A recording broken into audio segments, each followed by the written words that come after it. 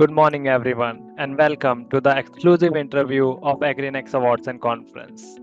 We are thrilled to welcome Mr. Aidan Connolly, President of AgriTech Capital and a leading voice in global agribusiness, innovation, and strategy.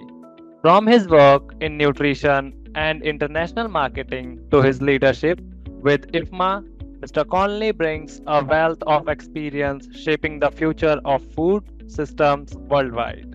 We shall exploring insight on global agriculture, innovation, and leadership, and wrap up with a rapid fire round to get it to know bit about more personally.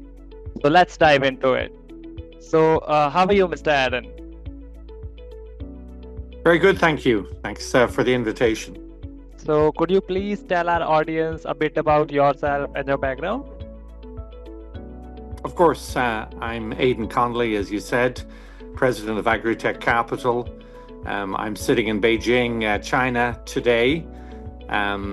Much of my time is spent in Europe. I'm Irish by origin, by birth, and in the United States where I live.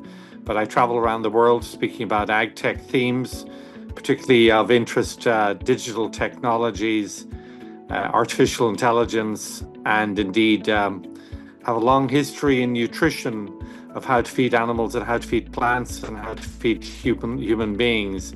So lots of varied interests from an agricultural perspective. I've worked in about 100 countries, lived in 6, speak 5 languages, wrote a book called The Future of Agriculture, which today is in 4 languages.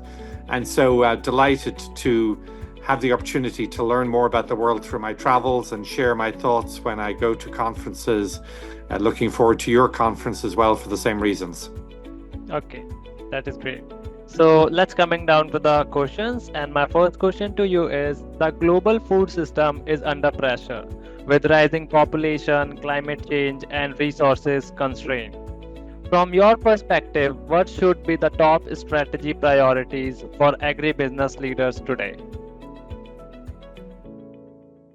Yeah, thanks for the question. I think there is pressure on the system today to produce more food. We're talking about an increase of about 70%.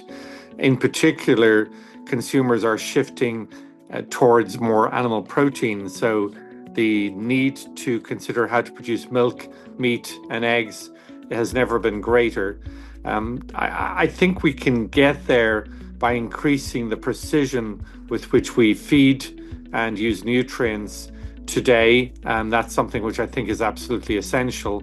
And I think we could make some significant gains through the use of artificial intelligence. I've been quoted saying that the increases could be as little as 30% and as much as 100% improvements, and I believe that clearly to be the case. I think that we also need to look at wastage within the system. The obvious wastage is the food waste problem, before the plate, in the case of many countries in the developing world, and after the plate. In the developed world, a lot of food is thrown away, but we also waste nutrients such as water, such as fertilizer, such as crop protection, such as nutrition of animals. So those are areas that I think about a lot when I think about how technology can improve agriculture. Okay, so you are leading AgriTech Capital, which focuses on innovation in agriculture. So what emerging technologies do you believe will revolutionize agribusiness in the next 5 to 10 years? Certainly. I think in terms of revolutionizing agriculture, I would focus on the robotics because of labor issues. I would focus on sensors because they allow us to be much more sensitive and indeed more precise in what we do and when we do it. I'm really interested in technologies such as the 3D printer because it allows us to create things on site without the wasting of time or the loss of time in getting materials sent to the farm. However, artificial intelligence is what puts it all together. That's the glue that brings all of these technologies, makes them more valuable, makes them create the value for us, And therefore, artificial intelligence is what overall I would focus on most. Okay. So one of your specialists is talent management. So what kind of skills and leadership qualities do you think the next generation of food and agribusinesses leader must develop? Yeah, I think building on my point about artificial intelligence, we need leaders that understand artificial intelligence, that understand how to use it. Ideally, they would be people who can code. I'm not sure how likely that is, but that's what we would aspire to. But certainly understanding how to create teams that are effective at using artificial intelligence. Remembering that change is also the nature of who we hire. It may not be as much about hiring people who come from great universities, who have a very high IQ, who maybe come from wealthier backgrounds. It's going to be very much about choosing people who can effectively harness these tools such as ChatGPT, get the most out of them. So people who can write effective prompts to get more information more easily, faster, and therefore to take better decisions and use that technology effectively. Okay. So sustainability is more than a buzzword now. It's a necessity. So how can companies balance profitability and sustainability and transparency in the global food chain? Yes, I believe that all of those things go together. Sustainability is driven clearly by the need to make sure we are careful with how we use our resources.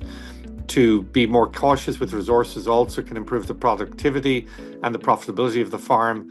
It can also ensure that the food system produces food that's more affordable and more available to the consumer. So I think all of these things come together. I think sometimes people, I was in a conference yesterday in Taipei where we were talking about the issue of whether small farms can be sustained. For me, that's quite a difficult question because I believe that larger farms tend to be more sustainable in terms of how they use their resources, and therefore sustainability questions may well drive us towards larger farms consolidating the farm system, not supporting smaller inefficient farms. So binding all those together, technologies out there, it will allow both small and larger farms to become more effective. But I think it probably is going to favor the larger farms. And we need to think through what that means for the world, particularly from, a labor force perspective, shifting people in rural environments, perhaps ending up with pushing more people towards urban environments. Those are things that could be very important to think through from a societal perspective. Okay. So IFMA is known as a catalyst for idea and talent in the agribusiness sector. So could you share how IFMA is shaping the future of food and agriculture and what opportunities young professionals can find in engaging with it?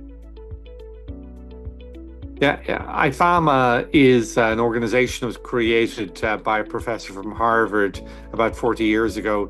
I have the pleasure now of being the president. It's a non-profit organization. It supports and fosters education, particularly of agribusiness and food professionals. It specifically focuses agri-economics. So it provides a forum and a magazine, a review which publishes articles in that area, best practices in farm business, agribusiness, lessons from the agri-food chain.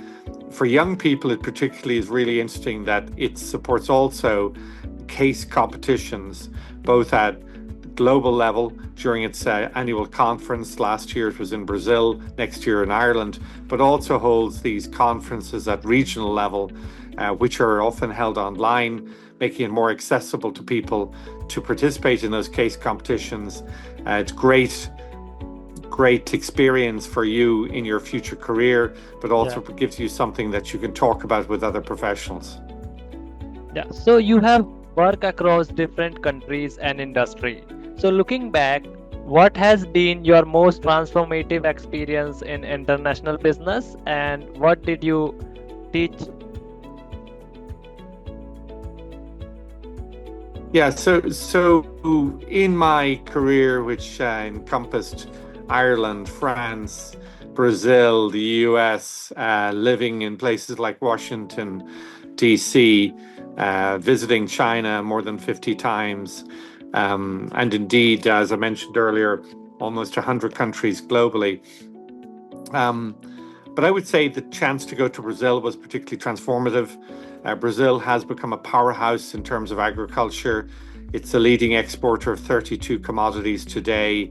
It's increasingly providing further processed, prepared foods for consumers all over the world. And I think it'll continue to grow. Current estimates are that it'll even double from its current production base in the next 10 years. So I think that was a fabulous opportunity for me to go and learn a language and learn about one of the world's largest, or the world's largest agribusiness player. And I think that what would I recommend to others? It's to take those opportunities if you get them. Brazil at the time seemed like a long way away. Now, having learned to speak Portuguese and having spent time there, it was immensely valuable. Okay, so let's coming down to the rapid fire round, right? I have to question you, and you have to answer me in one word or one sentence. Okay. So one word that define you as a leader. Learning. The most exciting agri-tech innovation you have seen recently. Agentic AI. A book you think everyone in agribusiness should read. I would say Factfulness. It's a book about how facts show that the world might be better than we all perceive. Okay. So one global leader you would love to have dinner with.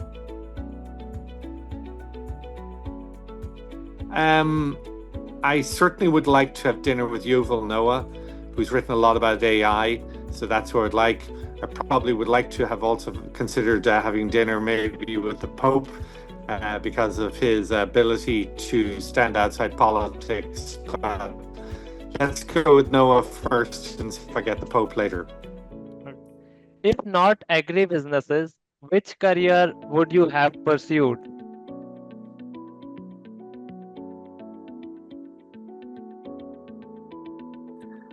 I think I would have ended up in anything to do with selling. I really enjoy the process of convincing people to embrace new technologies and innovation. So any technology industry that requires salespeople, I would love to be somebody in that business. The one piece of advice you would give to the students aspiring to join this industry. Travel, I think get a passport, travel. Do not try to understand agriculture or the food production system from living in your own country. You need to go to see as many other markets as possible. Okay, so thank you, Mr. Connolly, for your valuable insight today. Your perspective on innovation and leadership in agribusinesses was truly inspiring. We wish you continued success with AgriTech Capital and IFAMA. Thank you for joining this interview.